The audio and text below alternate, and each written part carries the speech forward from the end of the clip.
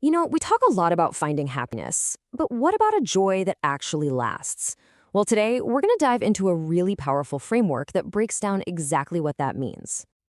And that's the big question, right? It's something we all kind of wrestle with. We have these amazing moments of joy, but why do they feel so temporary sometimes? Why does that deep feeling of contentment feel like it just slips through our fingers? The framework we're looking at today offers a surprisingly clear answer. And the answer it suggests boils down to one simple but really powerful number: 5. So here's the big idea. Lasting joy isn't about chasing one single feeling or hitting some massive life goal. Nope, it's about nurturing a balanced, interconnected system for your well-being. All right, so let's actually unpack this. Let's dig into this framework and see how these 5 essential pieces come together to build a complete picture of what it really means to be truly, lastingly joyful. And boom, this chart lays it all out for us, doesn't it? We've got 5 dimensions: spiritual, psychological, emotional, physical, and social. And as you can see, they're all equal parts of a whole. Think of it like a stool with 5 legs. If you neglect one, the whole thing gets pretty wobbly. Okay, so let's jump into the first one: spiritual joy. And hey, this might not be what you immediately think of.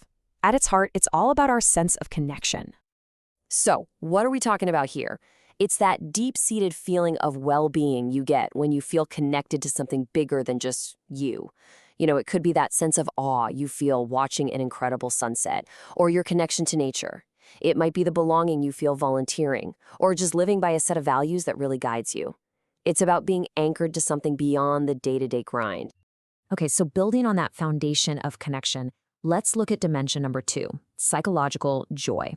This one is all about what's going on upstairs, in your mind. You know that feeling of satisfaction you get from really using your brain, from learning and growing? That's what this is. It's about having a sense of purpose and feeling like you're making progress. Think about the quiet confidence that comes from learning a new skill, or that intense focus when you're solving a tough problem. That's psychological joy right there. Now we get to the dimension that, let's be honest, we all probably think of first when we hear the word happiness. We're talking about our feelings. And the key word here is experience. This dimension is all about the positive emotions we actively cultivate in our lives. It's the warmth of love, the peace of contentment, the little spark of gratitude. It's about intentionally making space for these feelings, not just sitting around and waiting for them to happen to you. The fourth dimension is such an important reminder that we can't separate our minds from our bodies. They are totally 100% connected.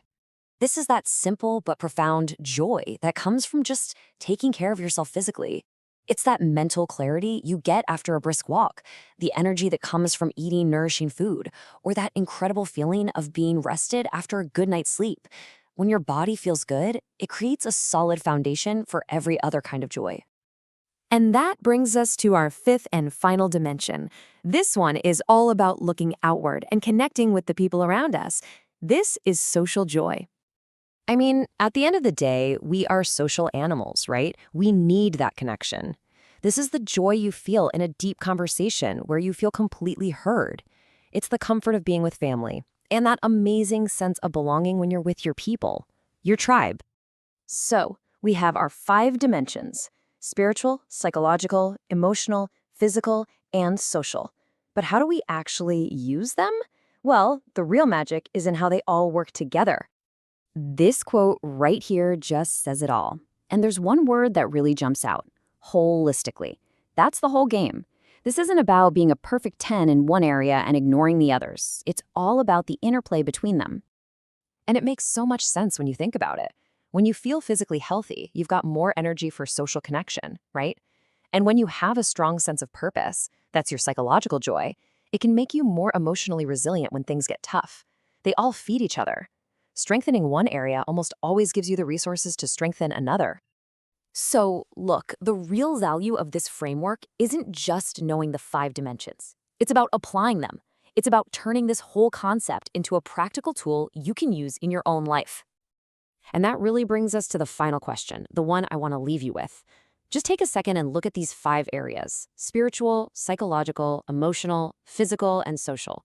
Which one of those might need a little more of your attention right now? What's one small, simple thing you could do today to bring just a little more balance and a little more lasting joy into your life?